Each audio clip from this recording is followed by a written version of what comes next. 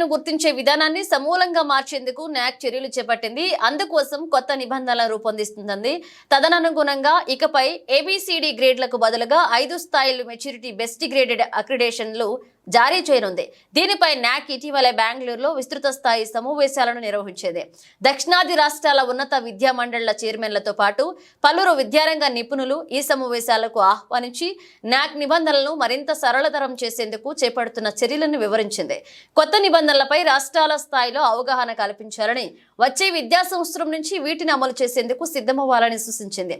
ఇప్పటి వరకు న్యాక్ గుర్తింపు కోసం కొన్ని కాలేజీలు మాత్రమే పోటీ పడేవి. కానీ ఇకపై అన్ని కాలేజీలు న్యాక్ గుర్తింపు పొందేలా ప్రోత్సహించేందుకు మార్గదర్శకాలను సవరించారు. న్యాక్ గుర్తింపునిచ్చేందుకు అనుసరిస్తున్న ప్రమాణికాలను 7 నుంచి 10కి పెంచారు.